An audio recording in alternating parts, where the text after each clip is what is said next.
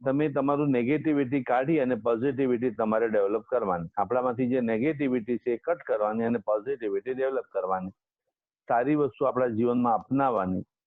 જેમ ઓફિસે જવા માટે ગાડી એ સાધન છે, નહીં, ઓફિસે જવા માટે ગાડી એ સાધન છે, પણ ઓફિસ આવે એટલે પછી ગાડી છોડી દેવાની.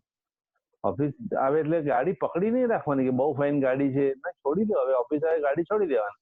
એમ સ્વભાવ પરિવર્તન માટે ભગવાનની ક્રિયા એ સાધન છે. સ્વભાવ પરિવર્તન તમે ક્રિયાને પકડી નહીં રાખો. એ ક્રિયા હવે છોડી અને જે કહેવા માંગે છે એ પકડો. ને જે કહેવા માંગે છે એ પકડવું એ બહુ જરૂરી. ને તો શું થશે, બે પર્સનાલિટી અલગ થઈ જશે. ધર્મના ટાઈમે, સ્વભાવના ટાઈમે.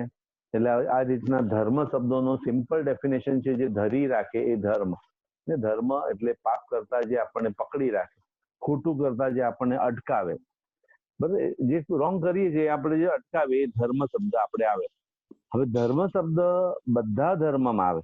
ને કોઈ પણ ધર્મ, હિન્દુ ધર્મ, ક્રિશ્ચન ધર્મ, મુસ્લિમ ધર્મ, બૌદ્ધ ધર્મ, બધા ધર્મ ખોટું કરતા તો અટકાવે જ છે. કોઈ ધર્મ ખોટું કરવાનું શીખવાડતું નથી, પણ ખાલી નામ ઉપરથી ખ્યાલ આવે છે કે બીજા બધા ધર્મ છે ને એ વ્યક્તિ પરથી આવ્યા છે એમ તમને ખ્યાલ આવે. એક વ્યક્તિના પર્સનલ નામ ઉપરથી આવે એમ તમને લાગે. જેમ ઈસુ ખ્રિસ્ત થયા, ક્રિશ્ચન ધર્મ આવ્યો. ગૌતમ બુદ્ધ થયા, બૌદ્ધ ધર્મ આવ્યો. શંકર ભગવાન થયા, શિવ ધર્મ આવ્યો. વિષ્ણુ ભગવાન થયા, વૈષ્ણવ ધર્મ આવ્યો. મોહમ્મદ થયા, મુસ્લિમ ધર્મ આવ્યો. પણ આ 24માંથી એકે ભગવાનનું નામ જૈન નથી. તો ઋષભદેવથી મહાવીર સ્વામી સુધી કોઈ ભગવાનનું નામ કેમ જૈન નથી? બીકોઝ જૈન ધર્મ એ નિયમોનો ધર્મ છે. જૈન ધર્મ એ ગુણોનો ધર્મ છે, રૂલ્સ રેગ્યુલેશનનો ધર્મ છે. જૈનિઝમ એ પ્રિન્સિપલ્સનો ધર્મ છે. જેમ સાયન્સ કઈ રીતના નિયમ ઉપર ચાલે, સાયન્સ એ આખો રૂલ્સ રેગ્યુલેશન પ્રિન્સિપલ્સ ઉપર ચાલે. સાયન્સના નિયમને કોઈ હિન્દુ માને, મુસલમાન ન માને, એ ન ચાલે. એવી રીતના કોસ્મિક ઓર્ડર છે, એ કોસ્મિક ઓર્ડર છે ભગવાન આપણને બતાવે. એટલે આપણા ભગવાન કે હું કઈ સુખ કરતા દુઃખ હરતા છું એવું તો છે જ નહીં કે હું તમને આ સુખ આપી દઉં ને દુઃખ લઈ લઉં તમારું. એવું તો મિરેકલ, ચમત્કાર જેવું તો લાઈફમાં છે જ નહીં. જે એક્શન છે એનું જ રિએક્શન છે. તમે જે નેચરને આપ્યું છે, નેચરે તમને જ રિટર્ન આપ્યું છે. તો આપણા ભગવાન ધર્મ બતાવનારા છે. જૈન ધર્મના ભગવાન દુનિયા બતાવનારા. એટલે બીજા ધર્મમાં ને આપણા ધર્મમાં આટલો ફરક છે કે બીજા ધર્મ બધા કોઈ વ્યક્તિથી ચાલુ થયો છે, ત્યારે જૈન ધર્મ એ વ્યક્તિથી ચાલુ નથી થયો, એ નિયમોનો ધર્મ છે. 2 + 2 4 એટલે 4. પછી કાયમ માટે 4 જ રહેવાનું છે. હિન્દુ માટે હોય કે મુસલમાન, અમીર હોય કે ગરીબ, બધા માટે સરખું જ રહેવાનું. સાયન્સ છે, કોઈ અગ્નિમાં હાથ નાખે એટલે બળે એટલે બળે જ. કોઈ ગ્રેવિટીમાં ઉપરથી નીચે પડે તો નીચે જ આવે. પછી મુસલમાન કે અમે લોકો નથી માનતા તો એવું બનશે જ નહીં. ઉપરથી નીચે, નીચેથી સીધો ઉપર જ જતો રહેશે. તો આવી રીતના કોઈ મુસલમાન, હિન્દુ માટે કોઈ સાયન્સ અલગ નથી. કેમિકલ જો, દવા જો, બધા માટે સરખું જ હોય. તેમાં જૈનિઝમ પણ એ જ રીતના કહે છે કે ભગવાન હોય તો ભગવાન માટે પણ આ જ નિયમ, મહારાજ સાહેબ માટે પણ આ જ નિયમ, આપણા માટે પણ આ જ નિયમ. રૂલ્સ રેગ્યુલેશન પ્રિન્સિપલ્સ પર ચાલવા વાળો ધર્મ છે. તો આપણે શરૂઆત હવે આપણે ચાલુ કરીએ છીએ ધર્મની શરૂઆતમાં. તો ડિફરન્સ શું કીધું આપણે? તો કે જૈન ધર્મ એ નિયમોનો ધર્મ, નિયમ, રૂલ્સ રેગ્યુલેશન અને પ્રિન્સિપલ્સનો ધર્મ છે. તો બાળકને જયારે ચાંદ બતાવતા હોય તો એને ચાંદ જોવાનું છે, એને આંગળી નથી જોવાની. બાળકને આપણે જો બેટા ચાંદ દેખાય છે, બરોબર જો ઉપર ચાંદ દેખાય. હવે ચાંદ જોવાને બદલે આંગળી જોયા કરે તો કે ન ચાલે. એવી રીતના ધર્મ આપણને કંઈક કહેવા માંગે છે કે તમે સર જયારે ભગવાનની પૂજા કરો છો, તમે પૂજા નથી કરવાનો, એ કંઈક કહેવા માંગે છે ભગવાન કે આ જગ્યાએથી તમારે આ ગુણ ડેવલપ કરવાનો છે. તે ગુણ ડેવલપ કરવો એ ધર્મ છે. પૂજા કરીએ એટલે ધર્મ થઈ ગયો એવું નથી. હું કોઈ નેગેટિવ તરીકે બોલવા નથી માંગતો, એવું નથી કહેવા માંગતો કે આ ક્રિયા રોંગ છે. બસ એક સિમ્બોલિક વસ્તુ છે. એ સિમ્બોલિક વસ્તુને સિમ્બોલિક તરીકે તમારે લેવાનું. તો ચલો આપણે શરૂઆત કરીએ. તો ભગવાનને જ્યારે કેવલ જ્ઞાન થાય, કેવલ જ્ઞાન એટલે પૂર્ણ જ્ઞાન, કમ્પ્લીટ નોલેજ, ફૂલ નોલેજ. જ્યારે ભગવાનને ફૂલ નોલેજ થાય તો એને આપણે ધાર્મિક ભાષામાં લોગસ ઉજ્જવગરે કહીએ. લોગસ એટલે યુનિવર્સ પૂરું, ઉપર સિદ્ધ શિલાથી નીચે 7મી નરક સુધી. અને ઘણા ટેમ્પલમાં આપણે જોયું પણ છે કે કોઈ માણસ કમર ઉપર હાથ રાખી અને 2 પગ પોળા કરીને ઉભો હોય, એવું આખું 14 રાજલોક છે. ને આખું વિશ્વ કેવું છે, જાણે કોઈ માણસ કમર ઉપર હાથ રાખી અને 2 પગ પોળા કરીને ઉભો હોય એવું આખું વિશ્વ દેખાય છે. હવે આ વિશ્વની અંદર એકદમ વધારે સુખવાળા દેવલોકના દેવતાઓ ઉપર રહે છે, વધારે દુઃખવાળા નરકના જીવો નીચે રહે છે. અને નોર્મલ મનુષ્ય અને તિર્યંશ વચ્ચે રહે છે. ઓકે, તો હ્યુમન અને એનિમલ્સ વચ્ચે છે, હેલ નીચે છે ને હેવન ઉપર છે, અને આ ચારેથી મુક્તિ એટલે મોક્ષ. નો રિન્કાર્નેશન, નો રીબર્થ, જે મોક્ષ એ સૌથી ઉપર છે. તો આવી રીતના 14 રાજલોક જે છે એ ભગવાનના કેવલ જ્ઞાનમાં જ્યારે ભગવાનને દેખાય છે, અને હવે એ દેખાયા પછી ભગવાન બધી વસ્તુનું કે છે કે મને છે ને આખા વિશ્વની અંદર, આખા વિશ્વમાં મને બે જ વસ્તુ દેખાય છે. ટોટલ આખા યુનિવર્સની અંદર મને બે જ વસ્તુ દેખાય છે. વન ઇઝ લાઈફ એટલે જીવ, સોલ એટલે આત્મા, એક મને સોલ એટલે આત્મા દેખાય છે, અને એક અજીવ એટલે નોન લિવિંગ વસ્તુ જે છે એ બધું એક મને જીવ અને અજીવ, આ દુનિયામાં બે વસ્તુ મને દેખાઈ રહી છે, જીવ છે અને એક અજીવ છે. ઓકે, તો એક શરીરની અંદર આત્મા નામની વસ્તુ છે અને શરીર એ અજીવ. તો જેમ મોબાઈલની અંદર બેટરી છે, મોબાઈલમાં બેટરી છે એટલે જ મોબાઈલ ચાલે છે, એમ શરીરની અંદર આત્મા છે એટલે જ આપણે ઉઠીએ છીએ, બેસીએ છીએ, ખાઈએ છીએ, પીએ છીએ, બીકોઝ અંદર શરીરમાં આત્મા છે એટલા માટે. એટલે આ ન દેખાતી ચીજ છે ને, દેખાતી નથી, તમને આત્મા દેખાતો પણ નથી. કોઈ મરણ પામતું હોય તો એના બાજુમાં તમે બેઠા હોય તો એના શરીરમાંથી આત્મા નીકળ્યો એ તમને દેખાતો પણ નથી, પણ એવું કંઈક તો ગયું છે એમ તમને ખ્યાલ આવે છે, એવું કંઈક ગયું છે એના શરીરમાંથી કે જેથી વ્યક્તિમાંથી બોડી શબ્દ આવી ગયો, દાખલ કર્યા છે હવે કાઢવાના શબ્દ આવી જાય. તો આ જ વસ્તુ જે શરીરની અંદરથી નીકળે એ જીવ એટલે આત્મા. તો ઘણા કહે કે નથી દેખાતું તો કેમ માનવાનું? મારો છોકરો કે જે વસ્તુ દેખાતું જ નથી પપ્પા, કઈ રીતના માની શકાય? બેટા તારો ઈમેલ આવે છે તો મને પણ નથી દેખાતો. જયારે ઈમેલ આવે, SMS આવે ત્યારે ટીક ટીક વાગવા માંડે એટલે તને પણ ખ્યાલ આવે કે ઈમેલ આવ્યો. તો ઈમેલ આવતો દેખાતો તો છે જ નહીં, SMS આવતો દેખાતો નથી, પણ રૂમમાંથી પાસ થાય છે, રૂમમાંથી પાસ થાય છે. એવી રીતના આપણો આત્મા શરીરની અંદર દેખાય નહીં. એટલે સૌથી પહેલા ભગવાનને દુનિયામાં બે વસ્તુ દેખાય છે, જીવ એટલે સોલ, સોલ એટલે આત્મા. બધાનું મ્યુટ કરી કાઢજો. જીવ એટલે સોલ અને સોલ એટલે આત્મા. તો ભગવાનને આવી રીતના એક જીવ દેખાય છે અને બીજું અજીવ દેખાય છે. તો ધર્મ એમ કે છે કે જીવ ઉપરની કમાન્ડ અને અજીવની ડિમાન્ડ. જો કર્મ ન બાંધવા હોય તો શું કરવાનું? તમારે નવા કર્મ ન બાંધવા હોય તો જીવ ઉપર કમાન્ડ અને અજીવની ડિમાન્ડ બે તમારે છોડી દેવાનું. કમાન્ડ એટલે તમારે ઘરમાં કમાન્ડર નહીં થવાનું, તમે તમારા ઘરમાં કહેવાનું, કીધા પછી છોકરાઓ કરશે એવું જરૂરી નથી. ન્યૂ જનરેશન છે.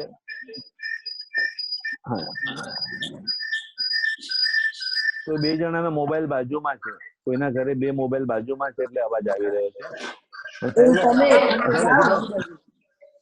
હા, સાહેલ હજી પણ કોઈનો મ્યુટ બાકી છે, જરા મ્યુટ કરી લેજો સાહેલ. પ્લીઝ બધા મ્યુટ કરી દો ને, અને બધાનો વિડિયો ઓફ કરી કાઢો ને.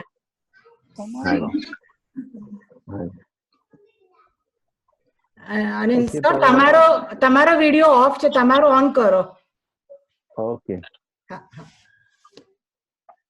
ચાલો બધા વિડિયો ઓફ કરી કાઢો પોતાનો, અને બધા મ્યુટ કરી કાઢજો. એટલે નહીતર હાય હેલો થશે પાછળથી, હાય હેલો બધું એન્ટોકમાં બેઠા બેઠા. ઓકે, તો આપણે શરીરની અંદર જે જીવ એટલે આત્મા છે, એ આત્મા આપણને દેખાતો નથી, રાઈટ? આપણે આત્મા દેખાતો નથી તે આપણે, અને જીવ એની સામે બીજું છે અજીવ. તો આ બનાવનારો છે કોણ? આ બોડી બનાવનારો કોણ છે? તો કે આપણા શરીરની અંદર જે આત્મા છે એને જ આ શરીર, એટલે તમારી જ્યાં જ્યાં નજર પડે છે, ચાદર હોય, ટુવાલ હોય, ખુરશી હોય, કોઈ પણ નોન લિવિંગ વસ્તુ છે પણ એને બનાવનારો કોઈક લિવિંગ છે. કોઈ નોન લિવિંગ વસ્તુ હોય પણ એને બનાવવા વાળું કોઈ લિવિંગ હોય. તો આ શરીરની અંદર જે આત્મા એટલે જીવ નામની વસ્તુ છે. હવે એ જે જીવ નામની વસ્તુ કોઈએ બનાવી નથી, જીવ એટલે જ આત્મા. જીવને જ આપણે નોર્મલી આત્મા શબ્દ વપરાય છે. પાણીને બદલે વોટર બોલો, જલ બોલો, તન્ની બોલો, તો કે પાણી એટલે પાણી, એને જલ બોલો કે વોટર બોલો, પણ વસ્તુ તો એની એક છે. એમ આત્મા બોલો કે જીવ બોલો, બધું એક જ વસ્તુ છે. આત્માના 3 પ્રકાર છે. તો હું જરા 15-20 મિનિટ થોડું વિડીયો બંધ રાખું એટલે મને જરા બોલવામાં સંકોચ ના થાય. તો એ આત્માના જે છે ને 3 પ્રકાર છે. ફર્સ્ટ ઇઝ આત્મા એટલે જે કર્મ બાંધે એ આત્મા કહેવાય. કર્મ જે બાંધે છે એ બધા આત્મા કહેવાય. કર્મ જે બાળે છે એ મહાત્મા કહેવાય. અને કર્મ જેમના બળી જાય એ પરમાત્મા કહેવાય. ઓકે, 3 ટાઈપના આત્મા છે જે કર્મ બાંધે છે. Good deeds and bad deeds, સારા કર્મ અને ખરાબ કર્મ જે બાંધે છે, કર્મ બાંધે છે, એને આત્મા કહેવાય. તો આપણે લાઈફની અંદર થાય એટલું આપણે સારું કામ કરવાની ટ્રાય કરીએ કે ચલો આપણે લાઈફની અંદર છે તો આજુબાજુમાં કોઈને તકલીફ છે, કોઈ માંદું છે તો આપણે જેને હેલ્પ કરીએ, કે ફૂડ બનાવ્યું છે તો કોઈને જરૂરિયાત છે તો એને મદદ કરીએ, તો રોટી કપડા ઓર મકાન એટલે આપણે કઈ પણ રીતના કોઈને મદદરૂપ થઈ શકીએ. તો જે આપણે સારા કામ પણ કરીએ અને બાકી ખરાબ કામ તો લાઈફમાં થવાના જ છે. ક્રોધ, માન, માયા, લોભ, રાગ એ તો બધું થયા જ કરે છે લાઈફમાં. લાઇકિંગ ડિસલાઇકિંગ તો મનમાં રહ્યા જ કરે છે. તો જે કર્મ બાંધે છે એ બધા આત્મા કહેવાય છે. ઓકે, પછી કર્મ જે બાળે છે, કર્મ બાળે છે એનો મતલબ શું થયું કે મહારાજ સાહેબ જે છે એ મહાત્મા કેમ કહેવાય? તો કે મહારાજ સાહેબ કર્મ બાંધતા પણ નથી, પુણ્ય બાંધતા પણ નથી અને પાપ પણ બાંધતા નથી. મહારાજ સાહેબ લાઈફમાં શું હોય, એ લોકો કબૂતરને ચણ ન નાખી શકે, ગાયને ઘાસ ન નાખી શકે, કૂતરાને રોટલા ન નાખી શકે, એ પૂજા કરવા જઈ ન શકે. અમદાવાદ સુધી આવ્યા તો શંખેશ્વર જઈ આવ્યો, સ્પેશિયલ આપણી જેમ યાત્રા કરવા જઈ ન શકે ટ્રાવેલ કરીને. એટલે એ લોકોના લાઈફમાં પુણ્ય બાંધવાનું અલાઉડ નથી, પણ સામે પાપ બાંધવાનું પણ એમને અલાઉડ નથી. ઓકે, તો એમને પુણ્ય પણ ના બાંધે, પાપ પણ ના બાંધે. એટલે કર્મ એ લોકોનું લક્ષ્ય એક જ હોય, કર્મ બાળવાના. બસ આત્મા પર લાગેલા કર્મ છે એને બાળવાનો. જેમ કચરો બહુ ભેગો થયો એને આપણે ફાયર કરીને કચરો એમાં બાળી નાખીએ, એમ આપણા આત્મા પર લાગેલા બધા કર્મને જે બાળે એ મહાત્મા કહેવાય. અને કર્મ જેના બળી ગયા છે એ બધા પરમાત્મા કહેવાય. ઓકે, 3 ટાઈપના આત્મા છે. જેમ તમે ડાયમંડ વાળા છો એટલે તમને ખબર છે બધાને કે જે રફ ડાયમંડ છે એની અંદરથી જ તૈયાર ડાયમંડ નીકળે છે. એ રફ ડાયમંડમાં જેમ જેમ એ કચરો કટ થતો જાય, એ રફ ડાયમંડમાં આજુબાજુનો કચરો કટ થતો જાય, એનું પ્યોરેસ્ટ ફોર્મ બહાર આવતું જાય, એમ તમારા આજુબાજુમાં આત્માની આજુબાજુમાં કર્મનો કચરો કટ થતો જાય, એમ આપણા આત્માનું પ્યોરેસ્ટ ફોર્મ બહાર આવતું જાય. તો રફ ડાયમંડમાંથી જેમ તૈયાર ડાયમંડ નીકળે છે એમ આપણામાંથી જ કોઈ પરમાત્મા નીકળે છે. પરમાત્મા એ કઈ ઉપરથી આવેલી વ્યક્તિ નથી. તો એ સૌથી પહેલા દુનિયામાં 2 વસ્તુ દેખાય છે ભગવાનને, એક જીવ અને એક અજીવ. જીવ એટલે સોલ, સોલ એટલે આત્મા. કર્મ બાંધે આત્મા, કર્મ બાળે મહાત્મા, અને કર્મ જેના બળી જાય પરમાત્મા. ખાલી મારે અત્યારના 3 વસ્તુ પહેલા ફાઇનલ કરવી છે કે ભગવાનને આ 3 વસ્તુ એટલે સમજો કે પહેલા તો આપણા શરીરમાં આત્મા છે, સેકન્ડ નંબરમાં આત્મા બધી એક જ જેવી હોય. જો એમ કહેતા કે ભગવાનનો આત્મા છે, એવો જ મહારાજ સાહેબનો આત્મા છે, એવો જ દેવી દેવતાનો આત્મા છે, એવો જ મનુષ્યનો આત્મા છે, એવો જ એનિમલ્સનો આત્મા છે, તો બધા આત્મા સરખા છે. તો બધા આત્મામાં ડિફરન્ટ કેમ છે? બધા આત્મા આજે એક ભગવાનને બીજા ભગવાનમાં પણ ડિફરન્ટ જોવા મળે. ને શાંતિના ભગવાનના લાઈફમાં સુખ વધારે હોય તો મારી સામેના લાઈફમાં દુઃખ વધારે, નેમના ભગવાનના લાઈફમાં રાગ વધારે તો પાર્શ્વના ભગવાનના લાઈફમાં દ્વેષ 10-10 ભાવ સુધી ચાલ્યા કરે. મલ્લીના ભગવાન તો નસીબદાર, દીક્ષા લીધી 3 કલાકમાં જ કેવળનામ થઈ ગયું. ઋષભદેવ ભગવાને 13 કલાક માટે બળદને ખાવામાં અંતરાય પાડ્યો તો 13 મહિનાનો વર્ષી તપ કરવો પડે. તો ભગવાનમાં તો ચલો ડિફરન્સીસ જોવા મળે, પણ હ્યુમન મનુષ્યની અંદર પણ આપણે ડિફરન્સ, કોઈ શેઠ છે, કોઈ નોકર છે, કોઈ હોશિયાર છે તો કોઈ બુદ્ધુ છે, કોઈ સુંદર છે તો કોઈ તદ્રુપ છે જન્મથી, કોઈ ઓછી મહેનતે ઘણું કમાય તો ઘણી મહેનતે ઓછું કમાય. તો કહેવાય આ બધું બ્લેમ કોને કરવાનું? કોને? સમજો કે આ કોરોના વાયરસ વગેરે આવી ગયું, હવે આવી ગયું તો આમાં બ્લેમ કોને કરું છે? આપણે ભગવાનને કરું છે કે આ ભગવાનનો પ્રકોપ છે? તો કે તમે ના ભગવાનને કરી શકો, કોઈને તમે બ્લેમ કરી શકો એમ જ નથી. તો કે શું છે એવી વસ્તુ આજે આખું વિશ્વ ચલાવવામાં?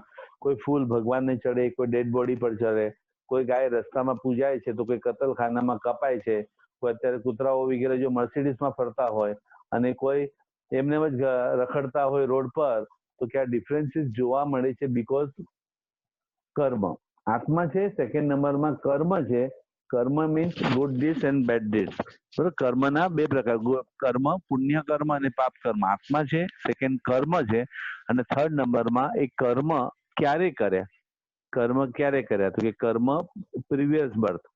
કારણ કે જન્મ્યા ત્યારથી આટલા રીચ ફેમિલીમાં તમારા છોકરાઓ જન્મ્યા, એ જન્મ્યા ત્યારથી એને બધી જ સગવડ મળી છે. સારા ઘરમાં જન્મ્યા, સારું રૂપ મળ્યું, સારું સાધનો મળ્યા, સારા મા બાપ મળ્યા, સરસ રીતના ભણવાનું. તો કે આવું ડિફરન્ટ કેમ છે? તો કે કર્મના કારણે. તો કે કર્મ ક્યારે કર્યા? તો કે પ્રીવિયસ બર્થમાં. તો જો પ્રીવિયસ બર્થ હોય તો પછી રીબર્થ પણ હોવો જોઈએ. તો જૈનિઝમ સમજવાનું સ્ટાર્ટ કરતા પહેલા આ 3 વસ્તુ સમજવી એ બહુ જરૂરી છે. કારણ કે આમાં ભગવાન તો કે હું તો કઈ કરતો જ નથી, જો મારા હાથમાં હોય તો હું બધાના કર્મ માફ કરી દઉં. હું તો એટલું, અત્યારે મા બાપ આપણા જો ને જરાક કેટલું પણ ખોટું કરી એકવાર કહીને માફ કરી દો, બેટા જો બીજી વાર ના થાય ધ્યાન રાખજે. તો આપણે એકવાર ગુસ્સો કરીને આપણને છોડી દે છે. તો ભગવાન તો આ બધાની માતા છે, એ તો ક્યારના બધાને માફ કરી દે. પણ એવું ભગવાન કે હું મારા કર્મ માફ નથી કરી શક્યો, તો તમારા કર્મ તો હું તમને ખાલી માર્ગ બતાડી શકું કે આવી રીતના તમે કર્મ નહીં બાંધવાના, અને કાં તો હવે બંધાઈ જ ગયા છે તો એને કન્ફેસ કરીને કઈ રીતના બાળવાના, એ શાનાથી કર્મ બંધાય અને એટલે તમારું સુખ તમારા હાથમાં જ છે, તો ભગવાન એની અંદર કઈ નહીં. એટલે આત્મા, કર્મ અને ત્રીજા નંબરમાં રીબર્થ. આવી રીતના 3 વસ્તુ આપણે પેલા માન્યા પછી, બસ આ વિશ્વની અંદર જ 3 વસ્તુ, પેલા આપણો આત્મા છે, એ આત્માની અંદર કર્મના એટમ્સ લાગેલા છે, અને એક ભાવમાંથી બીજા ભાવમાં જાય ત્યારે કર્મ પણ આપણી સાથે જ આવે છે, અને એ કર્મ આપણે જો પ્રીવિયસ બર્થમાં બાંધ્યા હોય તો પ્રીવિયસ બર્થ હોય તો રીબર્થ પણ હોવો જોઈએ. ઓકે, તો હવે એ કર્મ થિયરીની ઉપર આપણે જરા હવે વિચાર કરવાનો છે. ઓકે, તો આ પહેલા 3 વસ્તુની અંદર હું બધા એગ્રી છે કે નહીં, જરા 2 મિનિટ માટે મારી સામે જરા આવી જજો. કોઈને કઈ ક્વેશ્ચન હોય 3માં તો 2-5 મિનિટમાં ક્વેશ્ચનનો ફટાફટ કંઈક આન્સર આપવાનો તો હું આપી દઉં છું. કોઈ ન માનતા યંગ જનરેશનમાં કોઈના મનમાં ડાઉટ હોય કે આત્મા, કર્મ, રીબર્થ ન માનતા હોય એવું કોઈના માઇન્ડમાં ડાઉટ હોય તો જરા પ્લીઝ મારી સામે જરા ક્લિયર કરી લો, કે એના પહેલા હું આગળ બોલી ન શકું એના પહેલા. હાજી, કોઈ ન માનતું હોય એવું કઈ ખરું આ બધામાં ભાઈ? યંગ ન્યુ જનરેશન, વડીલો તો આપણે બધા માનતા જ હોઈએ, પણ ઓકે, તો લાસ્ટમાં તમે જે પૂછવાનું હશે તો તમે લાસ્ટમાં ક્વેશ્ચન પૂછી શકશો. જેને જે પણ ડાઉટ વગેરે હોય તમે લખી રાખજો, પછી આપણે આગળ વધશું. તો આપણે શું કીધું કે ભગવાનનો આત્મા છે એવો જ આપણો આત્મા છે. તો કર્મ થિયરી પ્રમાણે આપણે વિચારીએ તો કે ઋષભદેવ ભગવાન પ્રીવિયસ બર્થમાં રાજકુમાર છે, અને ફાર્મર છે, ફાર્મિંગ કરી રહ્યો છે, અને ઓક્સને ખાવાનું દેખાય એટલે અંદર ઘાસની અંદર એ મોઢું નાખે છે, અને જેવું ખાવામાં મોઢું નાખે એટલે પેલો ફાર્મર એને ફટાક કરીને લાકડીથી મારે છે, અને લાકડીથી મારે છે એટલે તરત પેલો મોઢું પાછું લે, પાછું થોડી વારમાં ઘાસ દેખાય એટલે અંદર મોઢું નાખે છે.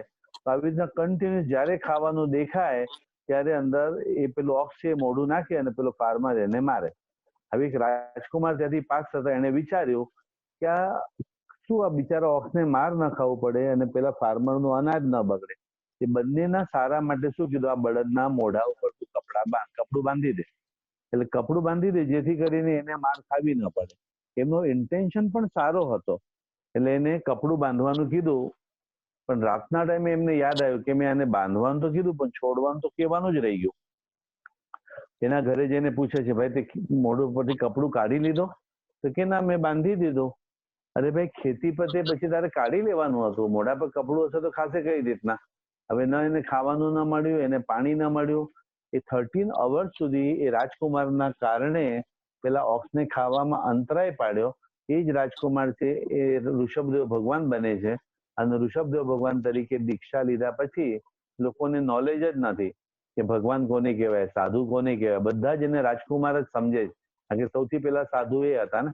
તો જેના ઘરે ઓરવા જાય બધા જ રાજકુમાર સમજી એને કપડા આપે, કોઈ દાગીના આપે, કોઈ રથ આપે, કોઈ મહેલ આપે, પણ એને ખાવા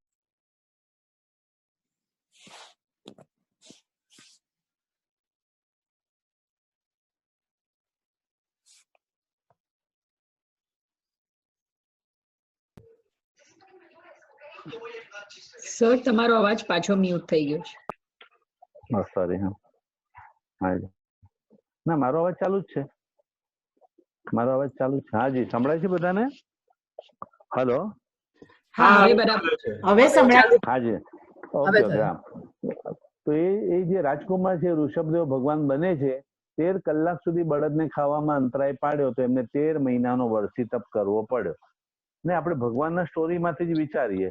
મલ્લીનાથ ભગવાને પણ પોતાના ફ્રેન્ડને ફસાવી અને એક ઉપવાસ વધાર્યો કર્યો, અને કે તમે બધા એક ઉપવાસ કરો, મેં 2 ઉપવાસ કર્યા. એમ ચીટિંગ કરી, કપટ કરી, પોતાના ફ્રેન્ડની સાથે કપટ કર્યું. એટલે મલ્લીનાથ ભગવાનને પોતાને પણ સ્ત્રી તરીકે જન્મવું પડ્યું.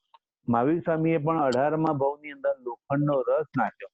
તેમના પણ જો કાનમાં ખિલ્લા ઠોકાયા તો આપણે તો કે આખું કલ્પસૂત્ર સાંભળીએ પર્યુષણમાં, આમાં આજ તો બધું બતાવે છે કર્મ થિયરી. ખાલી નવી પેઢી જરા ઓછું સાંભળ્યું એટલે એ લોકોને જરા ખ્યાલ ના હોય. પણ મારે શું છે, પહેલેથી આ 3 વસ્તુની સિગ્નેચર કરાવી લેવી સારી, કે ભાઈ તમે સોલ એટલે આત્મામાં માનો છો કે નહીં, સેકન્ડ નંબરમાં આત્મા એક જ જેવી છે પણ બધામાં ડિફરન્સ છે બીકોઝ કર્મના કારણે, અને થર્ડ નંબરમાં એ કર્મ ક્યારે કર્યા? પ્રીવિયસ બર્થમાં. તો જો પ્રીવિયસ બર્થ હોય તો પછી રીબર્થ પણ હોવો જોઈએ. તો આવા કર્મ થિયરીની અંદર આપણે જરા આગળ વધીએ. બરોબર, એટલે મૂળ વાત એ છે કે આ અત્યારના જે પ્રોબ્લેમ્સ છે એના માટે જરા ફરીને આપણે પોઈન્ટ ઉપર આવવાનું છે કે અત્યારના પ્રેક્ટિકલી આ કોરોના વાયરસ વગેરે જે આખા વર્લ્ડમાં આવી ગયો છે, એવા કયા સમૂહ કર્મ હશે કે એક સાથે બધા, અને એ કોરોના વાયરસ છે એની ચિંતા પાછી મારે નથી કરવાની. એ ગવર્મેન્ટ સંભાળશે, એ ડોક્ટર સંભાળશે, પોલીસ વગેરે સંભાળશે, એનું કાર્ય કરશે. મારે કોરોના વાયરસની ચિંતા કરવાની નથી, કારણ કે મારા હાથમાં પણ નથી. પણ હવે મારે વિચારવું નથી, પણ વાઇબ્રેશન તો ચોક્કસ ક્રિએટ કરીશ. એવા પોઝિટિવ વાઇબ્રેશન મારા ઘરની અંદર હું ક્રિએટ કરીશ કે ઓલવેઝ અમે ઘરની અંદર જેટલા માણસો છીએ એ અમારો આમ હસતો ખેલતો દિવસ જાય, એકદમ એન્જોય જાય. એ બહારની કોઈ નેગેટિવિટી, આટલા મરી ગયા, આ દેશમાં મરી ગયા, બોમ્બેમાં આટલું આમ થયું, મારે કોઈ છે, મારા હાથમાં કઈ છે પણ નહીં. બાજુના લેનમાં પણ કઈ થાય તો હું કઈ કરી શકતો નથી, પણ જો એ ચર્ચા કરીશ તો મારા આજુબાજુમાં નેગેટિવિટી ક્રિએટ થયા જ કરશે. અને મારે એ કોરોના વાયરસ એ મારા હાથમાં નથી, પણ વાઇબ્રેશન એટલે ધર્મ જે છે ને, ધર્મ સમજી તમે બહારની પરિસ્થિતિ બદલી શકો એમ નથી, પણ સમજ્યા પછી તમારી મનસ્થિતિ તમે ચોક્કસ બદલી શકો એમ છો. તમે તમારા માઇન્ડને આ દુઃખ આવ્યું છે પણ તમારે દુઃખી ન થવા માટે જો ધર્મ ભણ્યા હો તો થોડુંક આપણને શાંતિ લાગી શકે. એવી કર્મ થિયરી શું? કારણ કે તમે ચલો બ્લેમ કરો તો કોને કરો? આ બ્લેમ કરો તો કોને કરવાનું? તો આખું કર્મ થિયરી દ્વારા આપણે જરા વિચાર કરશું. ઓકે, તો કર્મ શબ્દ, તો સૌથી પહેલો આપણે શબ્દ વિચાર્યો ધર્મ. બરોબર, ધર્મ એટલે જે ધરી રાખે ધર્મ, અથવા વસ્તુનો જે સ્વભાવ તે ધર્મ. ને ધર્મ, વોટ ઇઝ ધર્મ? તો કે નેચર. મરચા તીખા જ હોય, લીંબુ ખાટું જ હોય, સાકર મીઠી જ હોય, પાણી ઠંડુ જ હોય, અગ્નિ ગરમ જ હોય. બેઝિક એની જે પ્રોપર્ટી છે, જે એનો નેચર છે, એને ધર્મ કહેવાય. મરચાનો ધર્મ શું? તીખાશ આપવાનો, લીંબુનો ખટાશ આપવાનો, સાકરનો મીઠાશ આપવાનો. તો કે બધી જ વસ્તુ એના નેચરની અંદર છે, એક આત્મા જ એના નેચરમાં નથી. તો ધર્મ એક બાજુ છે, રાઈટ. હવે એના ઓપોઝિટ શબ્દ છે કર્મ. તો કે કર્મ એટલે કોઈ પણ ક્રિયા, કોઈ પણ એક્શન. પછી કર્મ, ગુડ ડીડ્સ મીન્સ પુણ્ય કર્મ, અને બેડ ડીડ્સ મીન્સ પાપ કર્મ. પુણ્ય કર્મ અને પાપ કર્મ અલ્ટિમેટ બંને ખરાબ છે. અલ્ટિમેટ પણ હમણાં પુણ્ય જરૂરી છે. હમણાં એ પુણ્ય જરૂરી છે. આગળ ગયા પછી પુણ્યને પણ ઝીરો જ કરવાનું, પણ હમણાંથી નહીં. હમણાં આપણા માટે પુણ્ય એટલે કર્મના બે પ્રકાર છે, પુણ્ય કર્મ અને પાપ કર્મ. અને ધર્મ એ અલગ વસ્તુ છે પાછું. તો એ કર્મ માટે આપણે અલગ અલગ શબ્દ વાપરવામાં આવે છે. કોઈ કર્મ માટે તકદીર શબ્દ વાપરે ને, કોઈ કે આ તકદીર વાલા નસીબદાર है, एकदम जन्म से इतने अच्छे घर में एकदम એટલું નસીબદાર આપણે જોઈએ. તકદીર કયો, નસીબ કયો, ભાગ્ય કયો, શું ભાગ્યશાળી છે જે ધંધામાં હાથ નાખે એમાં કમાય છે. કોઈ પ્રારબ્ધ શબ્દ આવે. પ્રારબ્ધ એટલે કે એના પ્રારબ્ધમાં જ લખેલું છે. કોઈ લખેલું હોય નહીં, લખવું પડે છે. ક્યારેક ને ક્યારેક અકાઉન્ટમાં જમા કરાવવું પડે, ત્યારે જ આ વસ્તુ મળે. હવે આ તકદીર ને નસીબ ને ભાગ્ય ને પ્રારબ્ધ અને કર્મ ને આ બધા શબ્દમાં કોઈ નવી પેઢીને ઇન્ટરેસ્ટ નથી. આ બધું શું વાત કરો? કયા જમાનાની વાત કરો છો? પણ અહીંયા ઇન્ડિયામાં જ હમણાં થયેલું અમારે, કોઈને બિચારા 98 ને બદલે 96% આવ્યા, તો HR કોલેજમાં એડમિશન લેવા ગયા, ન મળ્યા. એને કેસીમાં લેવું પડ્યું, 2 માર્ક માટે કેસીમાં જવું પડ્યું. હવે એ ટાઈમે એના મમ્મી કે તારા પાપ કર્મનો ઉદય થયો હોય, કોઈ મગજ છટક્યું હોય, અને એમાં પાપ બાપની વાત કરતો, મમ્મી હવે તો શાંત રહે, નકામો મારું મગજ ફટકશે ને. તો પછી મેં એ ટાઈમે ત્યાં બેસેલો. મેં કીધું ભાઈ પાપ બાપ નથી કઈ, બેડ લક ને. So bad luck, next time better than luck. તો આપણે મહેનત કરશું, આવતા વર્ષે મહેનત કરીને ચોક્કસ આપણે કેસીમાંથી HR માં આવી જશું. તો આ લક શબ્દ વાપર્યો તો લક એટલે શું? What is luck? Luck means પુણ્ય કર્મ, બેડ લક મીન્સ પાપ કર્મ ને. સો લકી એટલે આ તમે તમારા છોકરા આટલા સુખી ઘરે જન્મે, કોઈ લક નથી, એ લોકોનું પ્રીવિયસ વર્ષનું કરેલું કર્મ છે. એ કર્મ પ્રમાણે જ આ દરેક વસ્તુ એમને મળી છે. તો બરોબર છે. બેસિક કર્મ, તકદીર, નસીબ, ભાગ્ય, પ્રારબ્ધ, લક, બેડ લક, આ બધા એક જ શબ્દના અલગ અલગ નામ છે. એટલે આપણા ગુજરાતીમાં એક પંક્તિ આવે છે.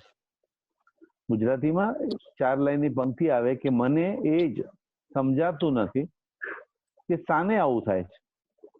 ને સાને આવું કેમ થાય છે? ફૂલડા સૌ ડૂબી જતા ક્યારેક પથ્થરો તરી જાય છે. ને ફૂલડા એટલે ફૂલ જેવા કોમળ માણસોને આપણે લાઈફમાં દુઃખી થતા જોઈએ. બોલો, બિચારે કોઈનું નથી બગાડ્યું, આ જરાક ને માટે એને પ્રોબ્લેમ આવ્યો, ફૂલડા સૌ ડૂબી જતા ક્યારેક પથ્થરો તરી જાય છે. ખાનારું જ્યાં કોઈ નથી ત્યાં અન્નતણા ભંડાર છે, અને ભૂખ્યા પેટે સુનારા બાળકો પણ બેશુમાર છે. જ્યારે ગરીબોના પેટમાં એક તેલનું ટીપું દોહલાય છે ત્યારે શ્રીમંતોની કબર ઉપર તો ઘીના દીવા થાય છે. ને મને એ જ સમજાતું નથી કે સાને આવું થાય છે, કે આવું થવાનું રીઝન શું? ને એક માણસને ક્યાંથી લાવવું એ ચિંતા, અને એક માણસ ક્યાં વાપરવું એ ચિંતા. આટલા અઢળક પૈસા છે, ક્યાં વાપરવું એ ચિંતા છે. આખી જિંદગી વાપરે તો ખૂટે એમ નથી. કારણ કે અમે પણ સવારના જયારે અહીંયા ભણાવવા માટે વાલકેશ્વર જતા હોઈએ તો કેટલા બધા લોકોને, ડ્રાઈવરોને ગ્રાન્ટ રોડ થી, ચન્ની રોડ થી ચાલતા ચાલતા ચાલતા વાલકેશ્વર જતા દેખાય. એટલે અમે પૂછીએ, કેમ ચાલતા જાઓ? કેટલું 7-8 બસ સ્ટોપ ચાલતા કેટલી વાર? હમણાં દોસ્તારો વાતો કરતા કરતા 6-7 બસ સ્ટોપ ચાલી કાઢીએ, એટલે 20 રૂપિયા જવાના, 20 રૂપિયા આવવાના, 40 રૂપિયા બચે તો મહિને કેટલો બધો પગાર બચી જાય ને. એટલે મનમાં થાય કે મારું કેવું ના, બધા ગરીબ લોકો બિચારા રોટી માટે દોડે છે. ગરીબ લોકો રોટી માટે, કે થોડુંક 40-50 રૂપિયા બચશે તો એક બ્રેડનું પેકેટ ઘરે લઈ જઈશ. ગરીબ લોકો રોટી માટે. અને એની સામે હું પીડીપીમાં બધા અમીર લોકોને પણ દોડતો જોઉં ને. હેંગિંગ ગાર્ડનમાં બધા મસ્ત રાઉન્ડ લેતા દેખાય બધા સ્ટુડન્ટ. ત્યારે વિચાર, આ લોકો કેમ દોડતા હશે? પછી ખ્યાલ આવ્યો કે આ લોકો બધા ભૂખ માટે દોડે છે. પેલા રોટી માટે દોડે છે, આ ભૂખ માટે દોડે છે. બરોબર? એટલે જો દોડશું તો ડાયાબિટીસ કંટ્રોલમાં આવશે, દોડશું તો અચાનક થાઇરોઇડ છે, કોલેસ્ટ્રોલ છે, કંટ્રોલમાં આવશે. તો કદાચ તબિયત બરોબર હશે તો મળેલું આપણે ભોગવી શકશું. અને આવી રીતના અમીર લોકો રોટી માટે, અમીર લોકો હોય ભૂખ માટે દોડે, ગરીબ લોકો રોટી માટે દોડતા હોય. અને પાછા ટ્યુશન વાળા સાથે હું જયારે નાસ્તો કરવા બેસું ને, હું કોઈને કહું નહીં, આ તો જસ્ટ એ કોઈનું, બધાનું નસીબ છે, પોતાનું પુણ્ય લઈને આવ્યા છે માટે જ મળ્યું. એટલે હું કોઈ આમ સુખી માણસો માટે ખરાબ બોલું છું એમ નહીં, પણ ડિફરન્સ કેમ છે એનું તમને કહેવા માંગુ છું. એક જ ઘરે જન્મેલા 4 ભાઈ બહેનના નસીબ અલગ, બીકોઝ એ આત્મા અલગ છે. એવી રીતે એટલે કોઈ સુખી માણસો, તમે કમલેશભાઈ કેમ આમ સુખી માણસો માટે નેગેટિવ બોલે છે, એમ તમે ઊંધો મિનિંગ નહીં લેતા. હું તો ખાલી એટલું જ કહેવા માંગુ છું કે ટ્યુશન વાળાને જો તો ઘરે જઈ ચાંદીની થાળીમાં ડાયટ ખાખરા ખાતા. બોલો, હવે આપણે કઈ ચાંદીની થાળી અને ડાયટ ખાખરા ખાવાના, અને પેલા બિચારા ગરીબને બિચારાને ખાવાનું ના, તો આ દુનિયામાં ડિફરન્સીસ કેમ છે? અને એવા તમે એન્ટ્રોપ વગેરેમાં કેટલાય લોકોને સડનલી બીમારીમાં જોયા. એકના કારણે બીજાને બીમારી પકડાઈ ગઈ, ઘરમાં વડીલોને થઈ ગઈ, બાળકોને થઈ ગયું, અને સડનલી આવું ઓચિંતાનું જેને આપ ફાટ્યું હોય એવી રીતના. તો કે આ કોના કારણે? તો કે કોઈના કારણે નહીં, બધું જ આપણા કર્મના કારણે જ બધી વસ્તુ થઈ રહી છે. બરાબર? જે છે એ બ્લેમ આપણે આપણા કર્મને, સમૂહ કર્મ કયા, બધાના મનમાં શ્યોર પ્રશ્ન થતો જ હશે કે એવા સમૂહ કર્મ બધાએ સાથે ક્યારે, પણ પેલા કર્મમાં માને તો ખરા. છોકરાઓ પેલા કર્મમાં માને તો પછી હું એને સમૂહ કર્મની વાત કરું. એટલે મારે કોઈ પણ વસ્તુ જૈન ધર્મની માની જ લેવાનું એવું મારે કોઈને નથી એવું કે ભાઈ ભગવાને કીધું એટલે માની લેવાનું. બસ આપણે લોકો બસ એવી રીતના માની લીધું. પણ અત્યારની પેઢી લોજિક વાળી છે, એ લોકોને લોજિકલી તમે સમજાવો તો એ લોકોને જરા વિચારતા કરી કાઢવા પડે આપણે. બરોબર? એટલે આ બધું ડિફરન્સીસની આપણે વાત કરી, આત્માની વાત કરી, કર્મની વાત કરી. અહીંથી મર્યા પછી આત્મા એક ગતિમાંથી બીજી ગતિમાં જાય તો રીબર્થ પણ છે. રીબર્થ છે કઈ કઈ જગ્યાએ છે? તો રીબર્થ 4 પ્લેસમાં. અહીંથી મર્યા પછી 4 માંથી એક જગ્યાએ આપણે જન્મ લેવો પડે. એટલે ચોખાનો જે આપણે દેરાસરમાં સાથીઓ કરીએ એમાં ઉપર તરફ જે એરો જાય છે એ મનુષ્ય ગતિ. ઉપર તરફ એરો જાય એ હ્યુમન, મનુષ્ય. જયારે કોઈ પણ બેબી જયારે માતાના ગર્ભમાં આવે, મમ્મીના સ્ટમકમાં આવે, એટલે એનું એજ સ્ટાર્ટ થઈ ગઈ. 9 મહિના પહેલા જ એનું આયુષ્ય સ્ટાર્ટ થઈ જાય, અને 9 મહિના પછી એ જન્મ લે છે. એટલે માના ગર્ભમાં 9 મહિના રહીને આવે, એટલા માટે એને માનવ શબ્દ વાપરવામાં આવે કે આ માતાના ગર્ભમાં આવ્યો ત્યારે એ ગયા ભવના કર્મ સાથે લઈને જ આવ્યો. તો 0 થી સ્ટાર્ટ કરવાનું હોય ને પાછું નવેસરથી સ્ટાર્ટ કરવાનું હોય તો વાલકેશ્વર અને ધારાવી જેવા 2 એરિયા ડિફરન્ટ હોતા જ ને ઇન્ડિયામાં. અહીંયા ધારાવીના ગરીબ લોકો પણ છે અને અમીર લોકો પણ અહીંયા રહે છે, બીકોઝ એ આનું અકાઉન્ટ ગયા ભવનું સાથે લઈને આવ્યા છે. તો 40% ઓફ નેચર ગયા ભવનું આપણી સાથે આવે. એના સિવાય પુણ્ય કર્મ પણ આપણી સાથે આવે અને પાપ કર્મ પણ આપણી સાથે આવે. પુણ્ય, પાપ અને સંસ્કાર, આ 3 વસ્તુ આપણી સાથે આવે. 40% તો એક જ કીધું ને, જે એક જ ઘરે જન્મેલા કોઈનો સ્વભાવ કેમ ક્રોધ વાળો, કોઈ અભિમાની હોય, કોઈ એકદમ સરળ હોય, કોઈ ભોળા હોય, કારણ કે ગયા ભાવના સંસ્કાર ભેગા લઈને આવ્યા હોય. પુણ્ય કર્મ, પાપ કર્મ અને સંસ્કાર 40% ઓફ નેચર પ્રીવિયસ બર્થના, 40% ઓફ નેચર પ્રેગ્નન્સી. એ માતાના ગર્ભમાં જયારે બાળક હોય ત્યારે 40% ઓફ ઇફેક્ટ એ ચાઇલ્ડ પર પડે અને 20% અહીંયાનું એન્વાયરમેન્ટ, અહીંયાનું વાતાવરણ. તો પુણ્ય કર્મ, પાપ કર્મ ગયા ભાવના સાથે તો ઉપર તરફ એરો જાય છે મનુષ્ય ગતિ, રાઈટ સાઈડમાં જે એરો જાય છે એ દેવગતિ, હેવન. હેવન મીન્સ પદ્માવતી દેવી, સરસ્વતી દેવી, લક્ષ્મી દેવી, આ બધા મણિભદ્રવીર, ઘંટાકણવીર, મણિભદ્ર, આ બધાનું ક્યારેક ને ક્યારેક મરણ થાય. સરસ્વતી દેવી પણ મરણ પામશે, પદ્માવતી દેવી પણ મરણ પામશે, અને એ મરણ પામે તો એની જગ્યાએ બીજા પદ્માવતી દેવી આવશે. તો એવી રીતે આત્મા બદલાયા કરે, પણ પોસ્ટ ઓલવેઝ રહેવાની, એ પોસ્ટ હંમેશા રહેશે, ખાલી આત્મા બદલાય. પછી એનાથી નીચે તરફ જે એરો જાય છે નરક ગતિ, હેલ. નહીં, ઘણા લોકો કે અમે તો આ બધું નરક બરકમાં માનીએ નહીં, પણ પાછું મગજ ફટકે તો એકદમ એ લોકો જ બોલતા હોય, બોલો પાછું તમે તો ના પાડતા હતા ને કે હું તો આવું સ્વર્ગ નરકમાં માનતો નથી, અને ગુસ્સો આવે ત્યારે છોકરો જે બોલે ગો ટુ હેલ, તો કેમ ગો ટુ હેલ બોલે જ ભાઈ, તું તો નરકમાં માનતો નથી. તો કે હા એ તો બોલીએ, પણ અમે કે આવું બધું માનીએ નહીં. અરે ભાઈ, નરક ન હોય તો ક્યારેક કર્મ જ પૂરા કઈ જ ન થશે. કોઈ માણસ એક જણાનું મર્ડર કરે તો એ ફાંસી, અને કોઈ 1000 જણને બોમ્બ બ્લાસ્ટમાં મારે તો એ ફાંસી. તો કે આને 1000 વાર ફાંસી આપવી જોઈએ, તો એ તો પોસિબલ જ નથી.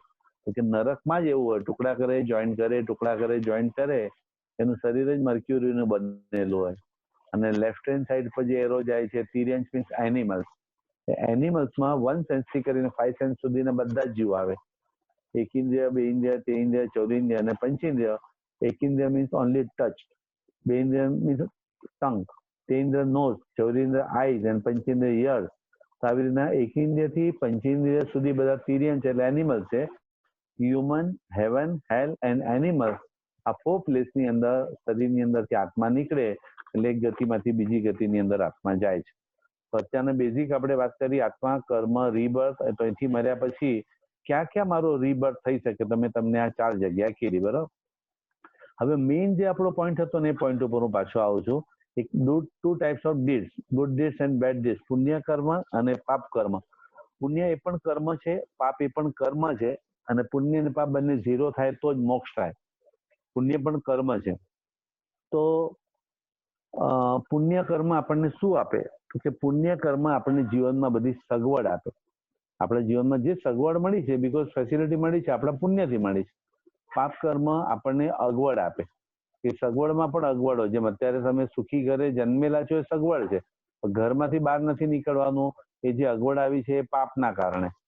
તો પુણ્ય સગવડ આપે, પાપ અગવડ આપે, અને ધર્મ સમાધિ આપે. કે સુખ અને દુઃખ બંનેમાં તમારે શાંત રહેવું એ ધર્મ જ. તો પુણ્ય સગવડ આપે, પાપ અગવડ આપે, અને ધર્મ સમાધિ આપે. તો કર્મના 2 પ્રકાર કીધા, પુણ્ય અને પાપ. તો પુણ્ય અને ધર્મમાં ડિફરન્સ શું? મેઇન ક્વેશ્ચન એ છે કે પુણ્યમાં અને ધર્મમાં ડિફરન્સ શું? આ માણસ પુણ્ય કરે છે કે ધર્મ કરે છે ડિફરન્ટ? તો કે સારી ક્રિયા કરવી એ પુણ્ય છે, સારી ક્રિયા કરવી એ પુણ્ય, પણ એ ક્રિયાથી આપણા સ્વભાવમાં પરિવર્તન આવે એ ધર્મ. ઓકે, તમે વેપારી માણસો છો, આટલું મોટું તમે વેપાર કરો છો, તો તમને પણ ખ્યાલ છે કે ભાઈ આ વેપાર એટલે કે ટર્નઓવર એ મેઇન નથી. ટર્નઓવરમાં મેઇન વાત નથી, ભાઈ પ્રોફિટ કેટલું થયું એ વાત કર ને ભાઈ. ટર્નઓવર ભલે ને કેટલું, પણ માર્જિન કેટલું, એ પ્રોફિટની વાત કરવાની. તો એવી રીતના ધર્મ કે તમે કેટલી ક્રિયા કરી એમાં અમને રસ નથી, એ ક્રિયાથી પ્રોફિટ એટલે આમ પરિવર્તન કેટલું આવ્યું. તો કે સામાયિક એ પુણ્ય છે, તો સમતા એ ધર્મ છે. કારણ કે હું સામાયિક કરું છું તો મને સારું લાગે છે, હું 1 કલાક સામાયિકમાં સવારે બેસું તો મને રિયલમાં સારું લાગે. પણ મારા સ્વભાવમાં જો સમતા આવે ને, કોઈ પણ સિચ્યુએશનમાં હું શાંત રહી શકું, જરાક પણ ઇરિટેશનનો નિમિત્ત મળે ને હું ન ઇરિટેટ થાવ, તો હું શાંત રહું તો મારા આખા ઘરને સારું લાગે. બોલો, તો હું સામાયિક કરું એ પુણ્ય છે, પણ સમતા આવે એ ધર્મ છે. અને સામાયિક કલાક માટે જ થાય, પણ સમતા 24 કલાક રાખવી પડે. ભગવાનની પૂજા કરવી એ પુણ્ય છે, અને કરવી જ જોઈએ. ગ્રેચ્યુટ્યુડ એટલે ઉપકાર માનવા જવું જ જોઈએ. તો કે ભગવાનની પૂજા કરવી એ પુણ્ય છે, પણ હંમેશા પ્રસન્ન રહેવું એ ધર્મ જ. અને તમે ભગવાનને પ્રોમિસ કરીને પણ આવ્યા હતા દેરાસરમાં, મન પ્રસન્નતા મેથી પૂજ્ય માને જીનેશ્વરે, કે કે આવા પૂજ્ય એવા ભગવાનના દર્શન કર્યા, પૂજા કરી, હંમેશા હું પ્રસન્ન રહીશ. કોઈ પણ સિચ્યુએશન આવશે તો મારી અંદરની પ્રસન્નતા નહીં ગુમાવું, હેપીનેસ નહીં ગુમાવું. સિચ્યુએશન તો બહારની ચાલ્યા કરે સુખ દુઃખની, પણ હું અંદરથી પ્રસન્ન જ રહીશ. ને પરિસ્થિતિ તમે નહીં બદલી શકો, તમે તમારી મનસ્થિતિ ન બદલાવી જોઈએ. એટલે પ્રસન્નતા, હેપીનેસ, પૂજા એ પુણ્ય છે, પણ પ્રસન્નતા એ ધર્મ છે. પ્રતિક્રમણ કરવું એ પુણ્ય છે, પણ સ્વભાવમાંથી પાપની વૃત્તિ, સોરી કેવું પડે એવું કામ જો ઓછું થાય એ ધર્મ છે. આવી રીતના પુણ્ય અને દાન આપવું એ પુણ્ય છે, દાન આપવું. પણ દાન આપ્યા પછી પૈસાનો મોહ ઘટે એ ધર્મ છે. તો પુણ્યને ધર્મ નહીં માનવાનું. સારી ક્રિયા કરો છો એ તો બરોબર છે, પણ એનાથી પરિવર્તન આવે એ ધર્મ. નહીં તો શું થશે, આપણે ક્યારેક અમારા ઇન્ડિયામાં શું થાય કે 2 કલાક માટે છે ને, હું વ્યાખ્યાનમાં ગયો હતો ને, સવારના મારા સાથે વ્યાખ્યાનમાં ગયો હતો, આના કરતા 2 કલાક સવારના વ્યાખ્યાનમાં જતો રહો ને, એટલી શાંતિ લાગે ને મારા અહીંયા. તો છોકરા કે પપ્પા અમને પણ બહુ શાંતિ લાગે, તમે ત્યાં વ્યાખ્યાનમાં જાઓ ને તો અમને પણ ઘરમાં બહુ શાંતિ લાગે છે. તમે 15 દિવસ એક કામ કરો, 99 કરવા માટે લઈ જાય છે, તમે જી આવો તો તમને પણ શાંતિ ને અમને પણ શાંતિ. એટલે આવી રીતના જો મારો સ્વભાવ હોય કે મારી હાજરી મારા ઘરનાને ન ગમતી હોય, આવો મારો નેચર હોય, એ ધર્મ નથી. તો ધર્મ કોને કહેવાય? તો કે ટ્રાન્સફોર્મેશન, નોટ ઇન્ફોર્મેશન. ખાલી ઇન્ફોર્મેશન થી તમે પંડિત થઈ શકશો, જ્ઞાની નહીં થઈ શકો. આનું આટલા પ્રકાર ને આના આટલા પ્રકાર, બધું વિદ્વાન થઈ ગયા, જવાબ આપી શકો, બરોબર, બધી વાત. વખત આવતા તમે શાંત રહી શકો છો કે નહીં, ઇમ્પોર્ટન્સ વસ્તુ એ છે કે તમે કેટલું શાંત રહી શકો સિચ્યુએશન. અને હવે યંગ જનરેશનના વચ્ચે તો અત્યારના વડીલો પણ પડી શકે એમ નથી ને. અત્યારે હસબન્ડ વાઈફ સમજો દીકરાને વહુ બોલતા હોય, ત્યારે અત્યારના તો મા બાપે પણ શાંતિથી જોયા કરવાનું. ન ગમતું હોય તો મા બાપે પણ વચ્ચે પડી શકાય એમ નથી. તો આપણે થાય કે આ તો કેવી હાલત છે. પેલા તો કે નહીં, અત્યારના તમે તમારું ધર્મ દ્વારા તમે તમારા મગજને શાંત કરી કાઢો. સુખ દુઃખ દરેકની અંદર તમારે તો કે એ આ પ્રોબ્લેમની અંદર શાંત કઈ રીતના રહેવું? તો કે શાંત રહેવા માટે એક જ વસ્તુ છે, તમારા મનને જે વશમાં રાખે એ મંત્ર કહેવાય. આપણું મન છે એને વશમાં રાખે એ મંત્ર. તો સૌથી પહેલા કયા મંત્ર અત્યારના ટાઈમમાં ખાસ ગણવા જોઈએ? તો કે બપોરે 12 થી 1 12 નોકાર ગણવા જોઈએ. બપોરે 12 થી 1 12 નોકાર કેમ ગણવાના? તો કે બધા ફ્રેન્ડ વગેરે, દીકરા દીકરી દીકરો જ્યાં બારગામ રહેતા હોય બધાને 12 નોકારનું કહી દો. તમે લંડન વાળાને કયો 12 નોકાર ગણજો, અમેરિકા વાળાને કયો, જાપાન વાળાને કયો, ચાઇના વાળાને કયો, ઇઝરાયલ વાળાને, જ્યાં જ્યાં ફ્રેન્ડ કઝિન રહે છે બધાને 12 થી 1 12 નોકાર કયો. તો શું થશે? તો ઓલરેડી બધાને જ 12 વાગી ગયા છે. હમણાં અમે પ્રોબ્લેમમાં બધા જ છીએ. તો બધા બપોરે 12 થી 1 12 નોકાર ગણશે તો શું થશે? તો કે 24 કલાક નોકાર મંત્ર ચાલુ રહેશે ને. અમેરિકામાં અલગ ટાઈમે 12 વાગશે, એન્ટ્રોપમાં અલગ ટાઈમે વાગશે, લંડનમાં અલગ વાગશે. તો આવી રીતના 24 કલાક નોકાર મંત્રના વાઇબ્રેશન, આ વાયરસની સામે લડવા માટે વાઇબ્રેશન ક્રિએટ કરવા એ જરૂરી છે. આવી રીતના કયા કર્મનો ઉદયથી આ દુઃખ વગેરે આવ્યું, શું છે, એ બધું જ આપણે પછી નેક્સ્ટ ટાઈમ કરશું. પણ અત્યારના ખાલી આપણે 3 વસ્તુ પર ફોકસ કરીએ કે ધર્મ એટલે એક અલગ નથી, એક સ્વભાવને ધર્મ મારે કરવાનો છે. મારો સ્વભાવ જ ધાર્મિક હોવો જોઈએ. કદાચ હું દેરાસર ન પણ જાઉં, પણ સ્વભાવથી ધાર્મિક હોય એવું બની શકે. બરાબર છે? તો ક્યારેક એવું પણ બને કે પાલીતાણાના 4000 પગથિયા ચડવા સહેલા છે, પણ નથી બનતું એના ઘરના 4 દાદરા ચડવા બહુ અઘરા છે. એ 99માં 4000 પગથિયા ચડી આવશે, પણ એક વ્યક્તિ સાથે નથી બનતું, એના ઘરે જઈને સોરી કેવું એ બહુ ટફ છે. તો એ જે ટ્રાન્સફોર્મેશન લાવે ને એ જ ધર્મ કહેવાય. બાકી તો ફિઝિકલ એનાથી કઈ ના થાય. તો આવી રીતના આત્મા છે, એ જ આત્મા છે આગળ જતા મહાત્મા એટલે મહારાજ સાહેબ બને, એ મહાત્મા જ આગળ જતા પરમાત્મા એટલે ભગવાન બને. આત્મામાંથી જ પરમાત્મા, એટલે આપણો આત્મા છે જ પરમાત્મા છે. એટલે જરાક પણ ગિલ્ટ કરવાનું જ નહીં. સમજો કે ભૂલ કરે એ અજ્ઞ કહેવાય. આપણે અજ્ઞાની છીએ ભાઈ, આપણે થોડી ભગવાન છીએ કે ભૂલ ના થાય. ભૂલ કરે એ અજ્ઞ, ભૂલ સુધારે પ્રાજ્ઞ. તો ચલો પોતાની મિસ્ટેક છે સુધારે, બીજી વાર ન થાય એનું ધ્યાન રાખે. ભૂલ સુધારે પ્રાજ્ઞ, બુદ્ધિશાળી. અને ભૂલ જ ન કરે તો સર્વજ્ઞ. ભૂલ જ ન કરે એટલે સર્વજ્ઞ એટલે ભગવાન થોડી છે આપણે, થવાના છીએ નહીં. એટલે ભૂલ થઈ ગઈ, માફી માંગો, આગળ વધો, બીજી વાર ના થાય એનું ધ્યાન રાખવાનું. એટલે ભૂલ કરે અજ્ઞ, ભૂલ સુધારે પ્રાજ્ઞ, ભૂલ જ ન કરે તો સર્વજ્ઞ. તો આવી રીતના અત્યારના આપણે જે વાત કરી કે આત્મા છે એમ, એ જ મહાત્મા છે, એ જ પરમાત્મા છે. આત્મામાં ડિફરન્સીસ છે બીકોઝ કર્મના કારણે. તે good deeds and bad deeds, 2 types of karma. તે કર્મ ક્યારે કર્યા? પ્રીવિયસ બર્થમાં. તો તો જો પ્રીવિયસ બર્થ છે તો પછી રીબર્થ પણ હોવો જ જોઈએ. તો રીબર્થ અહીંથી મૃત્યુ પછી 4 જગ્યાએ થશે. તો આ પુણ્ય સગવડ આપશે, પાપ આપણા લાઈફમાં અગવડ આપશે, અને ધર્મ એ આપણા જીવનમાં સમાધિ આપશે. ઓકે, સમભાવ, સુખ અને દુઃખ બંનેમાં શાંત રહેવું. બીજું ખાસ છે ને, બધાને એટલું રિક્વેસ્ટ છે કે 3 નોકાર મંત્ર ગણવાના, સવાર સાંજ 3 નોકાર ગણવાના. કે જેની અંદર 3 નોકાર કેમ ગણવાના, તો કે દેવ, ગુરુ અને ધર્મની આપણા પર બહુ કૃપા છે. દેવ, ગુરુ અને ધર્મની, કે આજે ભલે તકલીફ આવી છે પણ તો પરિવાર સાથે તો છીએ, પૈસે ટકે સુખી છીએ, ખાધે પીધે પણ સુખી છે, એવો કોઈ પ્રોબ્લેમ તો આવી નથી ગયો. દેવ, ગુરુ, ધર્મની આપણા પર કૃપા છે, એના માટે 3 નોકાર ગણવાના. પછી આખા પરિવાર માટે ખામેમી સવ્વ જીવેની ગાથા બોલવાની. ખામેમી સવ્વ જીવે સવ્વે જીવા ખમંતુ મે, મિટ્ટી મેં સવ્વ ભૂએસુ વેરમ મજ્જન કેણય. આ ગાથા દ્વારા આખા પરિવારમાં કોઈનાથી પણ જીવ હિંસા થઈ હોય કોઈ ભવમાં, એની માફી. કારણ કે અત્યારે ઘરમાં એક જણ માંદવું પડે તો આખું ઘર માંદવું પડે એમ છે. ખામેમી સવ્વ જીવે. અને 3જા નંબરમાં સર્વથા સૌ સુખી થાઓ, એટલે આખા વર્લ્ડમાં જે અત્યારે પ્રોબ્લેમ છે એ બધાના ઘરે શાંતિ થાવ, બધાનું સારું થઈ જાવ, બધાનું કલ્યાણ થઈ જાવ, અને બધા દુઃખથી મુક્ત થાય. એટલે સર્વથા સૌ સુખી થાઓ, પાપના કોઈ આચરો, રાગ દ્વેષથી મુક્ત થઈ અને મોક્ષ સુખને સૌ જગવરો. તો આવી રીતના ત્રીજી પ્રાર્થના, 3 નોકાર મંત્ર, ખામેમી સવ્વ જીવે અને શિવમસ્તુ સર્વ જગત.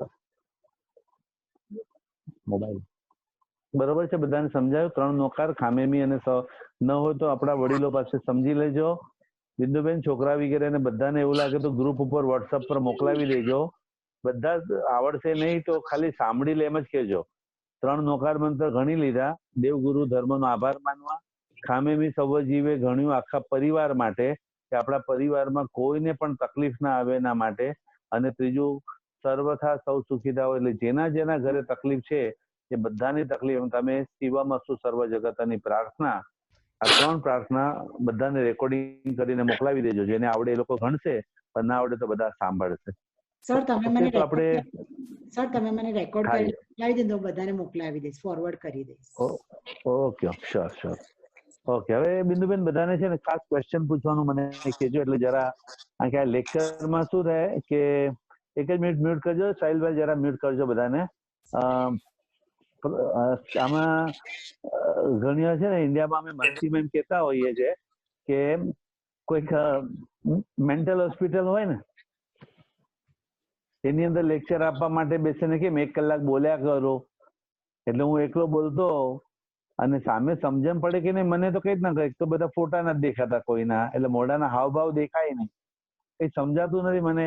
એટલે પછી એક ગાંડાના હોસ્પિટલમાં 1 કલાક લેક્ચર આપ્યા પછી સુપરવાઇઝર હોય છે ને એને એના કાનમાં કંઈક બીજો માણસ કહે છે, એટલે કે હા તો એક જણ કંઈક સમજ્યું લાગે છે, કે તો કે શું કઈ ક્વેશ્ચન હોતા પૂછો. ના કઈ ક્વેશ્ચન નથી, અમારી અંદરની વાત. ના મેં કયો શું થયું કયો, તો કે ના એ પૂછે છે કે આવો અન્યાય કેમ, એ માણસ કહે છે કે આવો અન્યાય કેમ શું થયું, તો કે આ માણસ એકલો ગાંડાની જેમ ક્યારનો બોલ કર્યા કરે છે, તો આ બારે અને અમે અંદર, કે મેં મને પ્રશ્ન પૂછે છે ને ખ્યાલ આવે. એટલે હું ક્યારનો 1 કલાકથી સમજો કે બોલ હું કર્યા કરતો હોઉં, અને અત્યારનો સમજો કે હું એકલો બોલતો અને સામે જો કે તમે ન રિસ્પોન્સ આપો તો મને ખ્યાલ ના આવે ને, તો એના હિસાબે થોડું તમે પણ બોલશો તો જરા સારું લાગશે એ રીતના. હાજી, તમે પણ મને કઈ ક્વેશ્ચન પૂછો, જરા સારું લાગશે. હાજી, લાઈન સર એક જણા પોતાનું મ્યુટ ઓપન કરી, અને જયારે એક જણ ક્વેશ્ચન પૂછે ત્યારે પોતાનું મ્યુટ બધા બંધ રાખજો પ્લીઝ.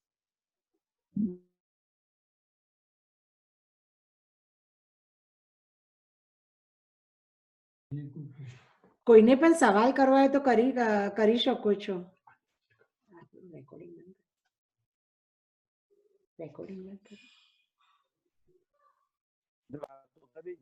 એક વિષય અનુલક્ષીને પણ કોઈને ક્વેશ્ચન હોય કે સમજો આ ધર્મ શું છે, કર્મ શું છે, આત્મા હોય તો આત્મા દેખાતો